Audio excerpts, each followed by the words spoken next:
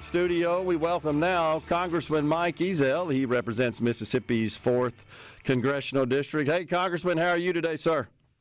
Hey, I'm doing a lot better than I was this last weekend, spending the night at Atlanta Airport. Man, I saw you there. We were all scrambling around, weren't we, trying to get on a flight back to Mississippi. Yep. What a nightmare that deal was. I got in about 1:40 a.m., so you didn't make it, right? You had to spend the night. No, I had to spend the night. I got home Saturday afternoon about 5 o'clock, I think it was. Dang. And, man, that was miserable. It sure was. It sure was.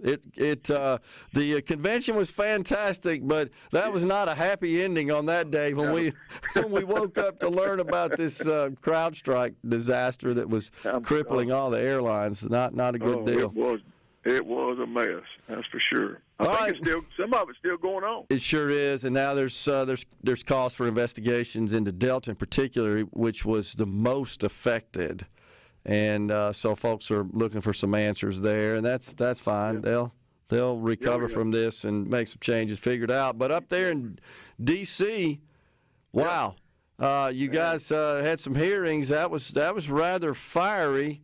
The Kim Cheadle, head of the Secret Service, she didn't do very well up there in her testimony. I'm telling you.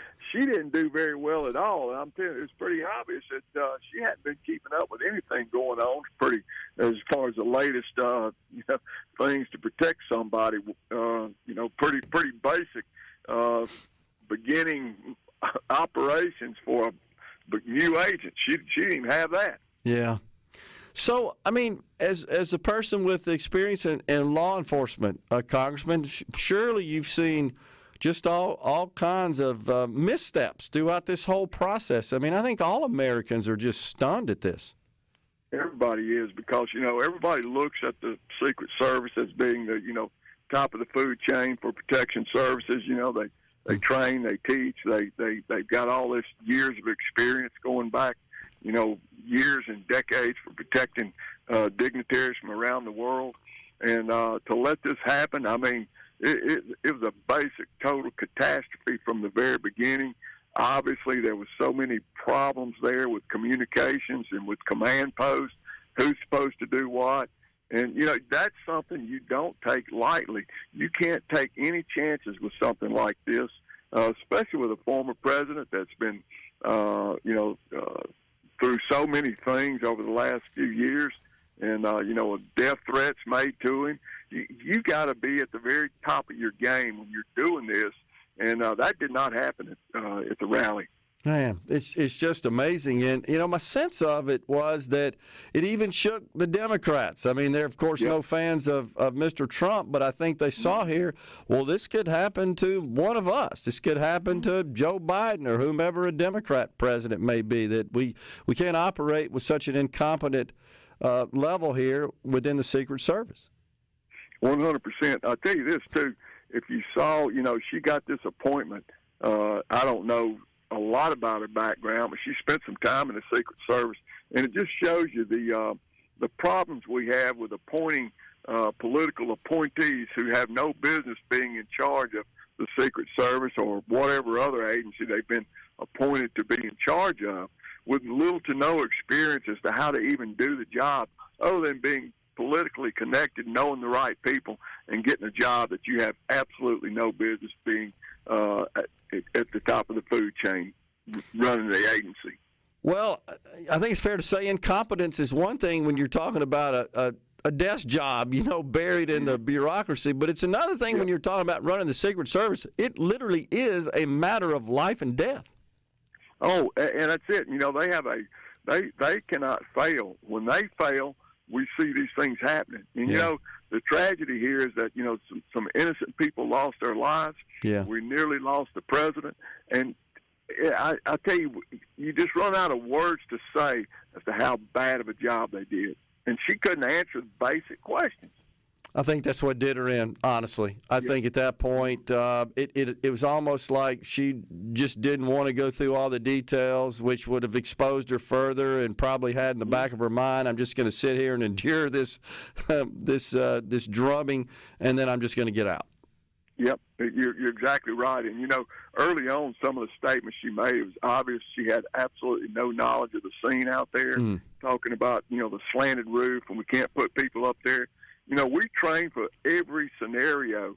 As we always used to say when we would go out for our firearms training, it don't rain on the firing range. It don't get hot. It don't get cold. When you have to go do your training, it don't matter what the weather is or what the conditions are. You've got to be able to be prepared to do your job. Yeah, absolutely. All right, so looks like Biden's out, and by all accounts, at this point at least, it appears Kamala Harris, the vice president, will be at the top of the ticket coming up. What do you think about this?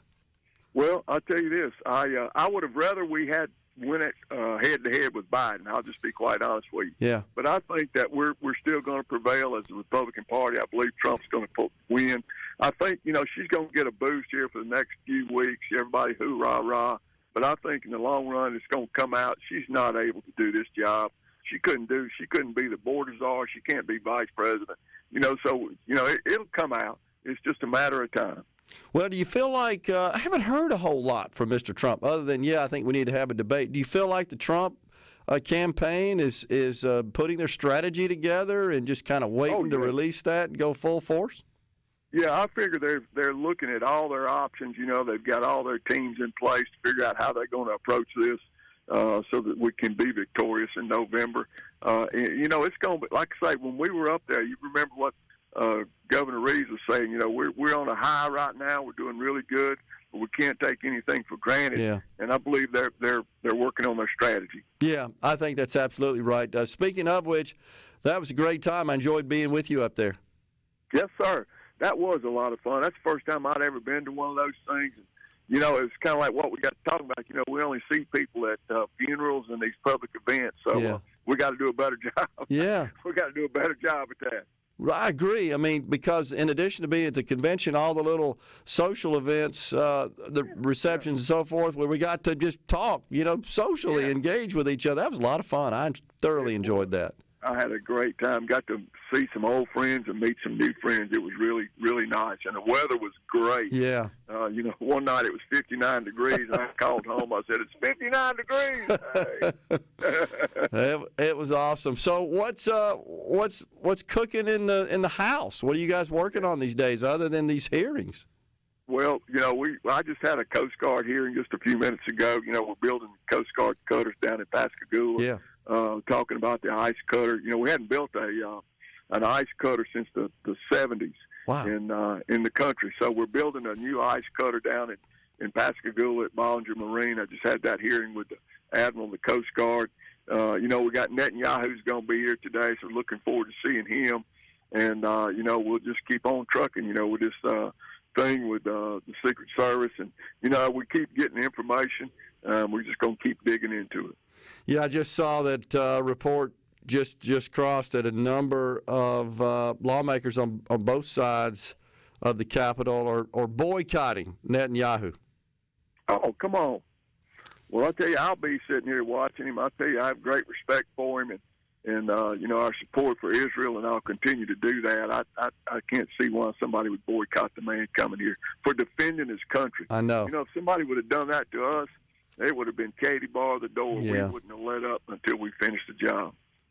I just can only believe this is pandering to a base of Democrats that just seems to be all aligned with the other side there in that conflict.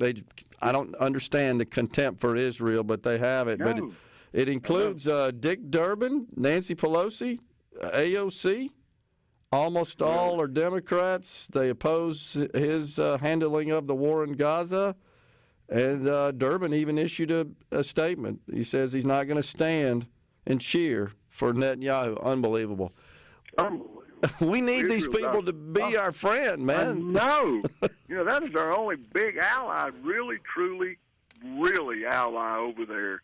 I mean, we have other people that are our allies, but, Israel has been with us since we've been with them, and we're going to continue to do that. Yeah, no doubt about it. Mm-hmm. So what's the schedule? How long are you in Washington for before you guys head back? Yeah, we'll be here today and tomorrow, fly back home Friday, and we'll have the I'll have some time in the district during August, and I'll be making the rounds while I'm home during August, and then we'll be back in September. Sounds good. Always good to talk to you, Congressman. Appreciate it once again. Really enjoyed being with you last week, sir. It was a lot of fun. Thank you so much. Bye-bye. We're coming right back, folks, in the Element Well studio.